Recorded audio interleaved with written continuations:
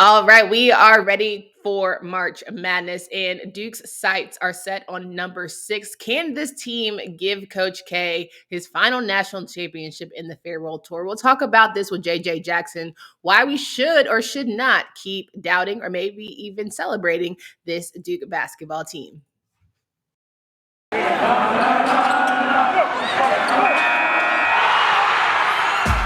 Locked On ACC, your daily podcast on the Atlantic Coast Conference. Part of the Locked On Podcast Network, your team every day.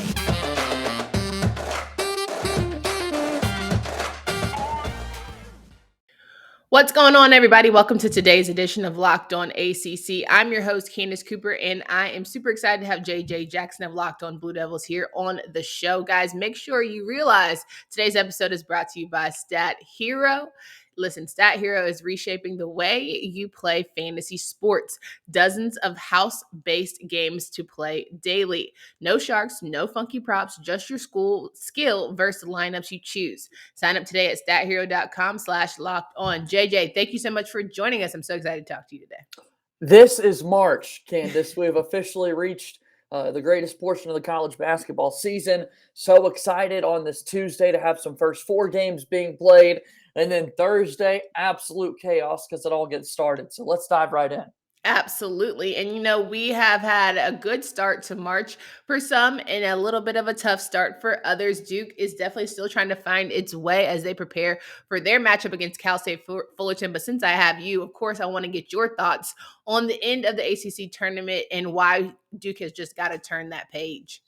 Yeah, several ways to look at this. Obviously, there's frustration, disappointment, every kind of negative word that you could probably think of for Duke's loss to Virginia Tech in the ACC title. I do also want to make sure, though, that I give this Duke team credit for the way that they were able to pick up 2 wins in Brooklyn over Syracuse and over Miami. The last time we saw Duke play before the ACC tournament was one of the most emotional and just tough losses that you could ever have, losing your final game of the season and Coach K's final game in Cameron Indoor against North Carolina. So there was a large portion of this fan base and a large portion of people who cover Duke athletics that were worried about their chances of not even making it back to the ACC championship game. And we saw them really struggle right out of the gates against a Syracuse team that was without Buddy Boeheim.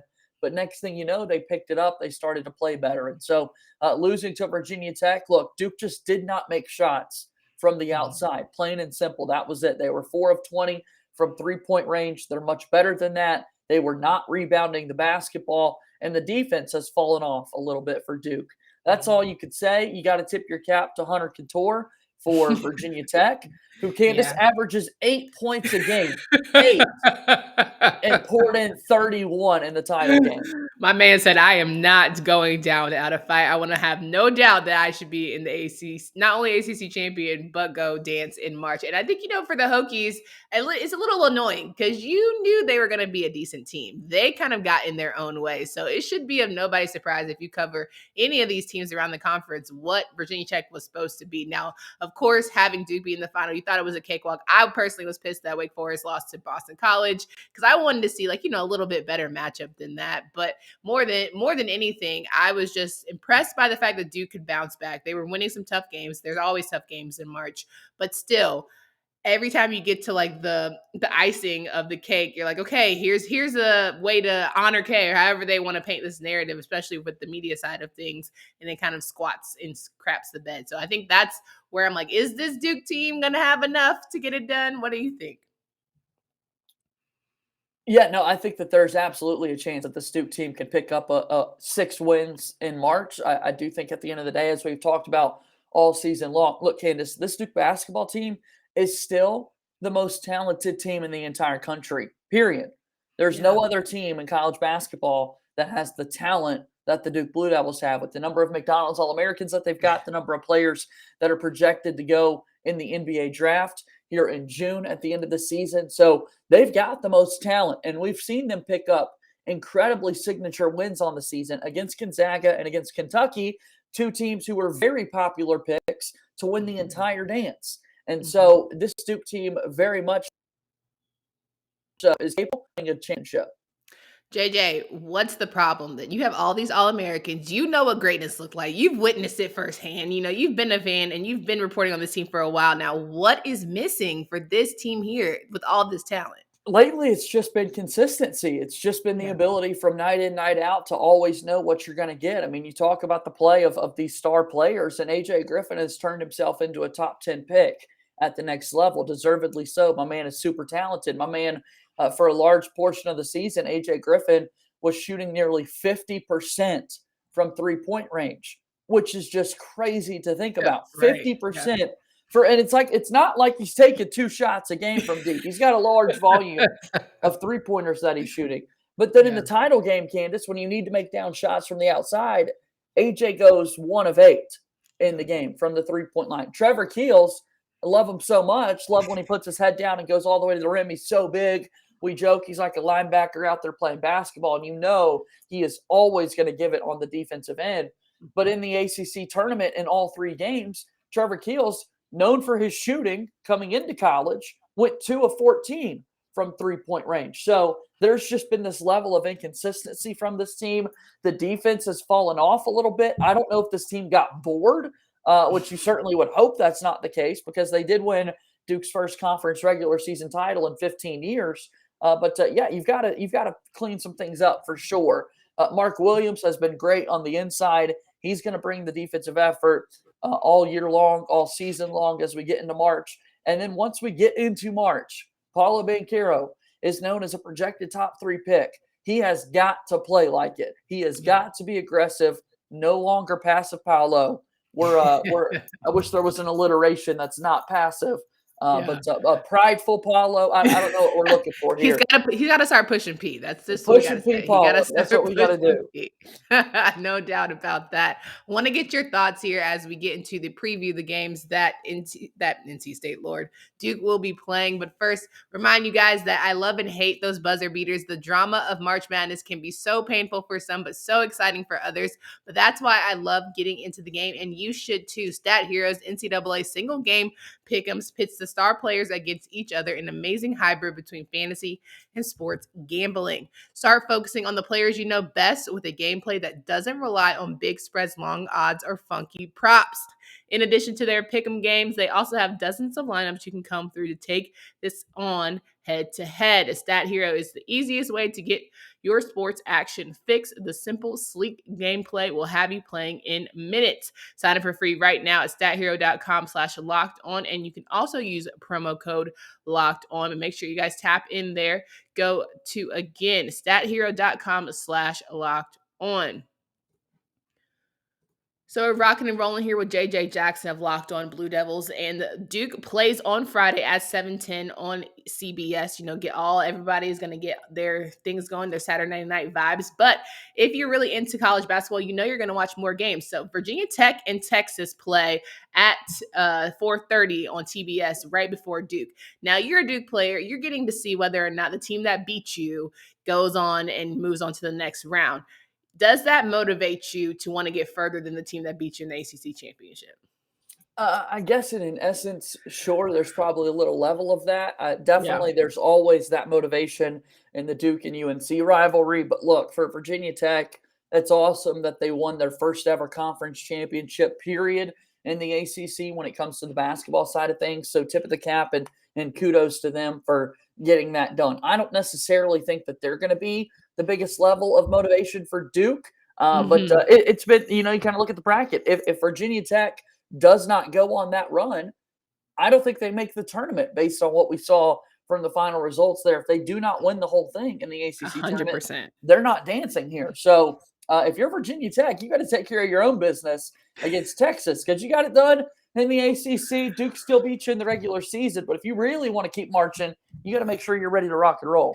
Yeah, when it comes to this Cal State Fullerton matchup, I feel like Duke, out of all of the ACC teams, has the best opportunity to move forward without any, let me scratch my head and maybe be a little bit nervous. Everyone else, though, is completely fraudulent and can be beat. I'm just going to say. I mean, even North Carolina playing Marquette, I'm like, yeah, okay, you think it's a cakewalk. Shaka Smart ain't no joke. So yeah, he's ready. I feel like Duke has the best chance of moving on. What are your thoughts there?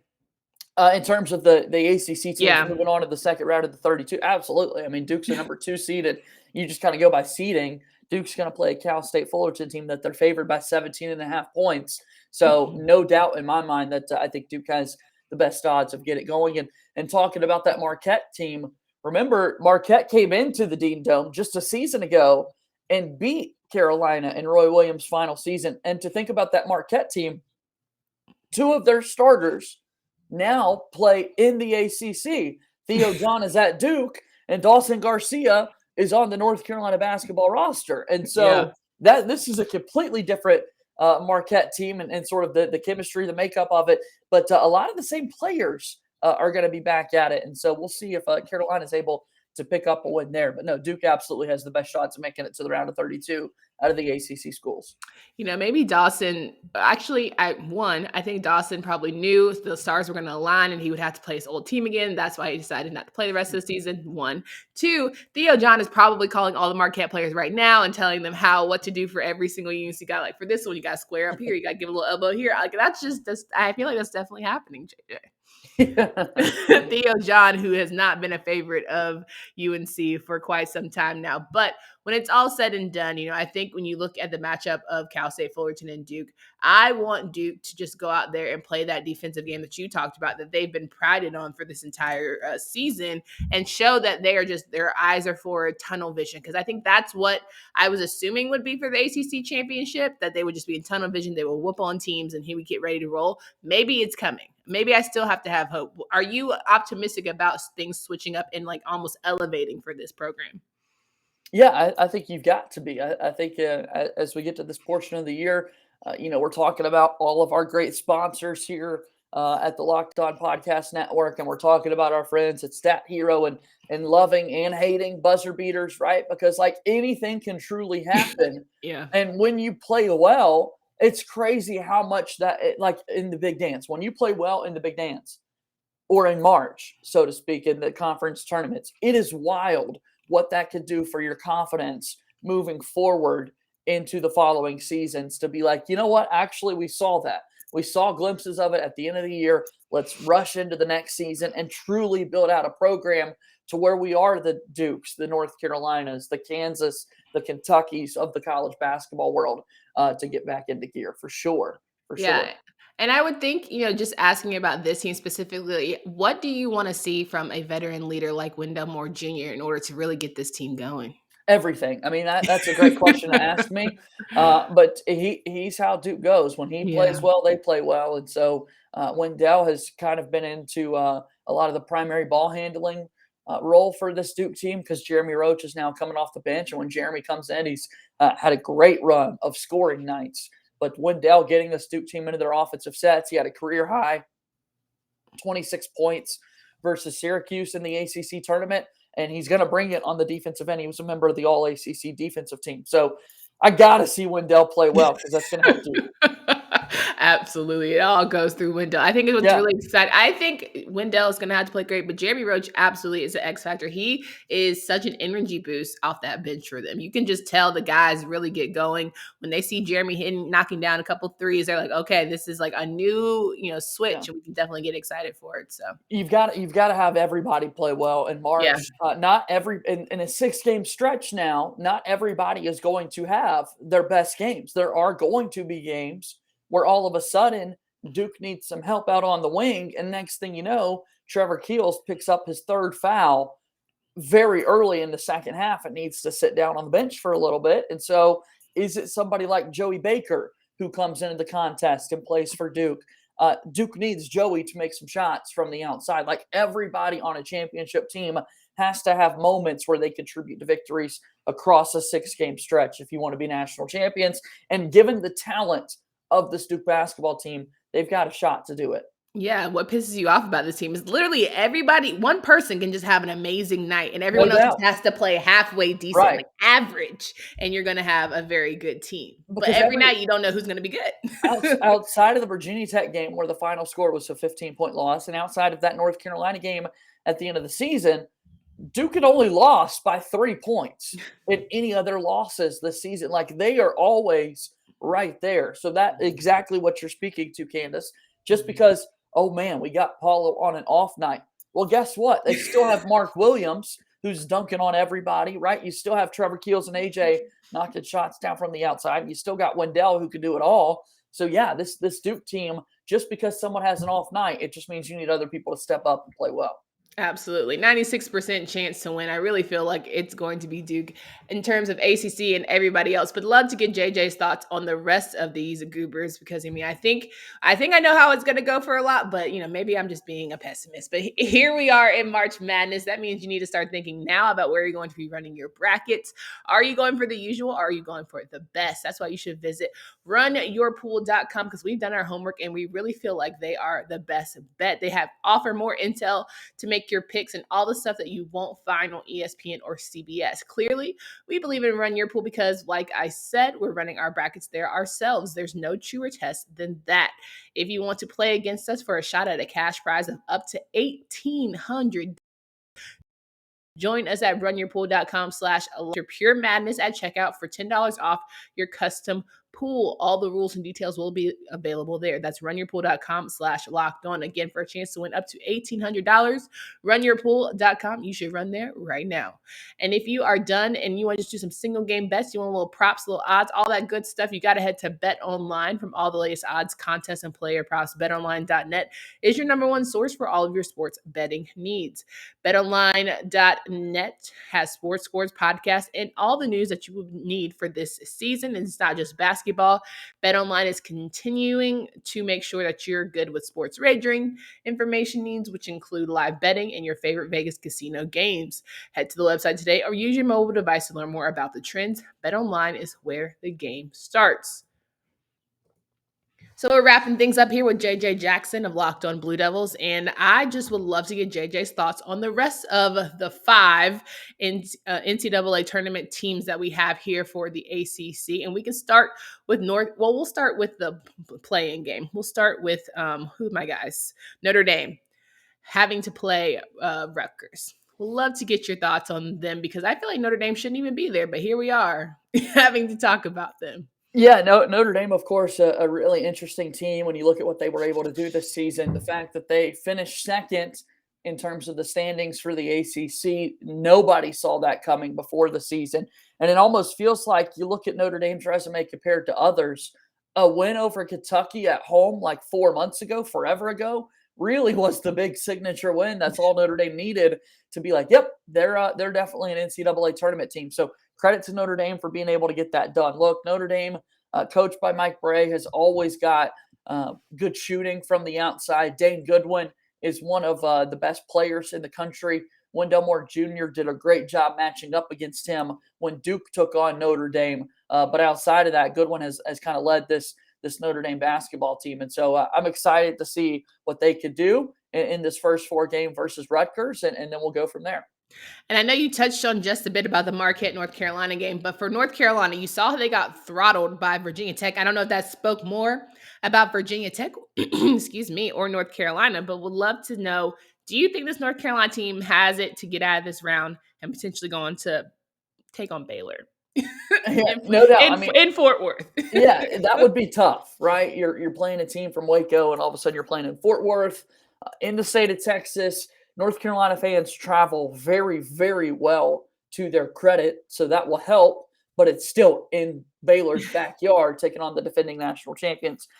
Look, you can't overlook Marquette, or else Shaka Smart is a great coach, and he's going to have his team ready to play. He doesn't have as much pressure with this Marquette job as he did leading a Texas program, and we saw everything that Shaka Smart did at VCU. So definitely be on the lookout for what Marquette can do, but North Carolina can win against Marquette. Ultimately, I do think the Tar Heels do beat Marquette, and then you never know what happens. I don't think they're going to beat Baylor, but it's March. And if North Carolina has a great game where Brady Manick cannot miss from the outside, or Caleb Love is 10 toes down like he loves to be in the moment and knocking shots down from the outside, and Baycott is dominating on the interior, you never know. So I'm not overlooking Marquette if I'm North Carolina, but I do like their chances to win that basketball game. There you go. Miami, USC. I think this is definitely a toss-up, but Miami, which team are we getting is going to be the more important question. JJ, how you feeling about the Hurricanes? Yeah, I can't wait to see this game. USC has been a really fun team to watch this season. They've been really competitive in the Pac-12, and I like what that team has done throughout the year. But Miami, to their credit, those guards are just so tough and so good when you talk about Charlie Moore, Cam Auguste, and Isaiah Wong. And every time we look back on the great NCAA tournament teams and you look at the winners, they've always got several guards who lead the way for them, who truly pace their basketball team and put them in great spots to succeed. And that's exactly what Miami does and has. It's going to be tough against this USC team. I think USC is a little underseeded for what they've been able to accomplish this season. But I think Miami's got as good of a shot as anybody in the ACC to keep it moving. There we go. And then finally, that Virginia Tech matchup. I argue that Virginia Tech might be one of the hottest teams in the country right now because nobody's feeling more confident and shouldn't feel more confident than Virginia Tech. Hell, you took down a lot of Goliaths in order to win ACC. So why not you at this point playing against a powerhouse Texas team out the gate?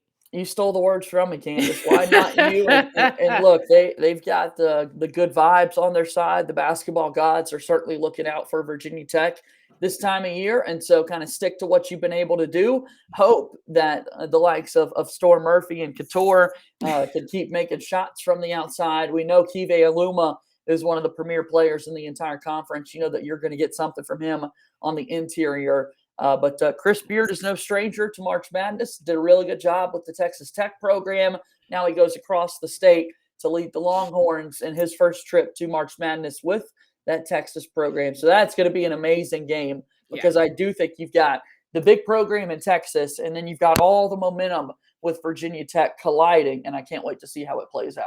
Yeah, I think that'll be my favorite one only because I really feel like it could be a toss-up between Miami and USC. Duke is going to take care of business. Notre Dame, it is. I'll be okay either way. But man, North Carolina, it is what it is. At this point, they won what they were supposed to win for me, so I move on. But Texas and Virginia Tech, that's just one where if you want your bracket busted out the gate, that's going to be the game that definitely does it for you. But JJ, it's always a pleasure to have you on the show. Thank you so much for your time. Can you please remind these folks of where they can find you, follow your work? Yeah, Locked On Blue Devils each and every day, 5 days a week. You're getting excited to talk about this March Madness run for Duke. Hopefully it does result in the 6th national championship for Mike Krzyzewski and the Duke men's basketball program. Find us wherever you get your podcast, on Twitter at @LO_Blue Devils, and I'm on Twitter at @JJ_Jackson_. Duke favored by 17.5 over Cal State Fullerton, and we're going to talk about the Titans and the Blue Devils all week long, so catch me over there. Thanks, Candace. Thank you, JJ. For Candace Cooper and JJ Jackson, hope you guys have a great rest of your day. Until next time.